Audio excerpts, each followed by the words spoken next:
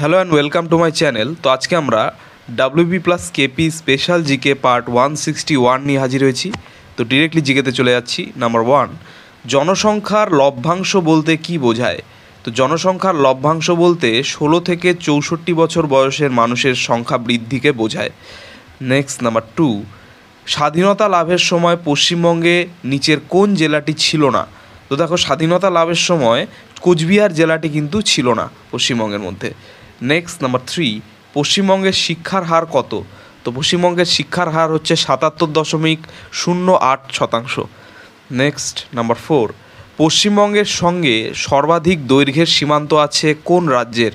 তো পশ্চিমবঙ্গের সঙ্গে সর্বাধিক দৈর্ঘ্যের সীমান্ত রয়েছে ঝাড়খণ্ডের। নেক্সট নাম্বার 5, লাক্ষা দ্বীপপুঞ্জ কী ধরনের দ্বীপ?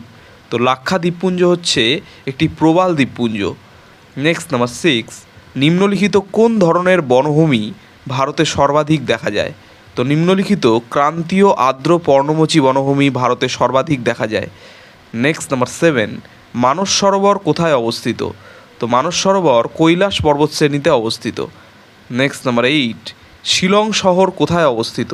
তো শিলং শহর অবস্থিত খাসি পর্বতে। নেক্সট নাম্বার 9, মহাকাশে কোন মহাকাশচারী আকাশের রং কি দেখবে? মানে মহাকাশে কোনো মহাকাশচারী যদি যায় তাহলে আকাশের রং কি দেখবে? তো আকাশের রং কিন্তু সে কালো দেখতে পাবে বা ব্ল্যাক।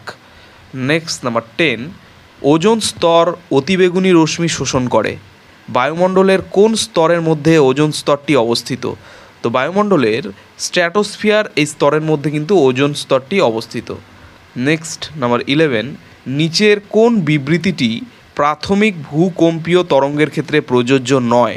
তো দেখো, প্রাথমিক ভূকম্পীয় তরঙ্গের ক্ষেত্রে প্রযোজ্য নয় সেটা হচ্ছে ভূত্বকের মধ্য দিয়ে যাওয়ার সময় এদের গতিবেগ ক্রমশ দ্রুত থেকে দ্রুততর হয়ে যায়। এটা কিন্তু প্রযোজ্য নয়। ঠিক আছে। নেক্সট নাম্বার 12, প্রকৃতিতে প্রাপ্ত পলল মৃত্তিকা আসলে বেলে দোআঁশ মাটি থেকে কর্দম মাটি প্রকৃতির। এই মাটি সাধারণত কি যুক্ত হয়? তো দেখো, প্রকৃতিতে প্রাপ্ত পলল মৃত্তিকা আসলে বেলে দোআঁশ মাটি থেকে কর্দম মাটি প্রকৃতির। এই মাটি সাধারণত অতিমাত্রায় ফসফরাস ও পটাশ যুক্ত হয়। নেক্সট নাম্বার 13,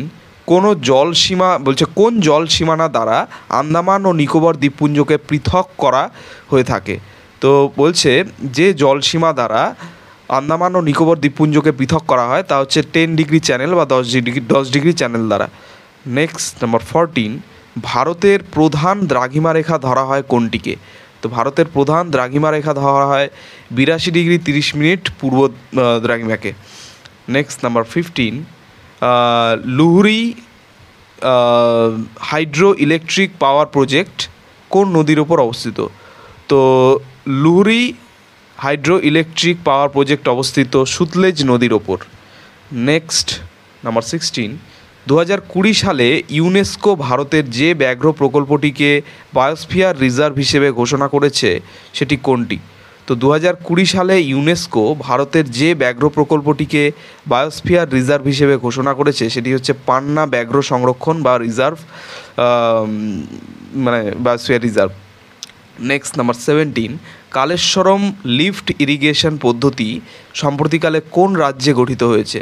তো কালেশ্বরম লিফট ইরিগেশন পদ্ধতি সম্প্রতিকালে তেলেঙ্গানা রাজ্যে গঠিত হয়েছে।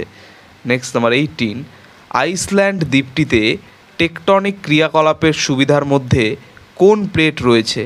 তো আইসল্যান্ড দ্বীপটিতে টেকটনিক ক্রিয়াকলাপের সুবিধার মধ্যে যে প্লেট রয়েছে তা হচ্ছে আন্টার্কটিক প্লেট। নেক্সট নাম্বার 19, কোন প্লেট ক্ষুদ্রপাতের অন্তর্ভুক্ত নয়? তো ক্ষুদ্রপাতের অন্তর্ভুক্ত নয় যে প্লেট তা হচ্ছে আন্টার্কটিক প্লেট। নেক্সট নাম্বার 20, নিচের কোনটি ব্রহ্মপুত্র নদের উপনদী নয়? তো দেখো, ব্রহ্মপুত্র নদের উপনদী একদমই নয়, হচ্ছে কামেং নদী। নেক্সট নাম্বার 21, একই দিনে ভারতে যদি দুপুর 12টা হয় তখন কোন দ্রাঘিমা রেখার স্থানীয় সময় সকাল 7টা হবে? তাহলে সেটা হয়ে যাচ্ছে, দেখো, একই দিনে ভারতে যদি দুপুর 12টা হয় তখন যে দ্রাঘিমা রেখার স্থানীয় সময় সকাল 7টা হবে তা হচ্ছে 7.5 ডিগ্রি পূর্ব দ্রাঘিমায়। নেক্সট নাম্বার 22, নিচের কোন অক্ষাংশটিকে দীর্ঘতম অক্ষাংশ হিসেবে বিবেচনা করা হয়? তো নিচের যে অক্ষাংশটিকে দীর্ঘতম অক্ষাংশ হিসেবে বিবেচনা করা হয় তা হচ্ছে 0.0 ডিগ্রি অক্ষাংশকে। তো এই ছিল WP plus KP special GK part 161 নিয়ে আলোচনা। তো চ্যানেলটি ভালো লাগলে অবশ্যই সাবস্ক্রাইব করো এবং পরবর্তী আপডেটগুলি পাওয়ার জন্য অবশ্যই নোটিফিকেশন বেলটি অন করে দিও। ধন্যবাদ।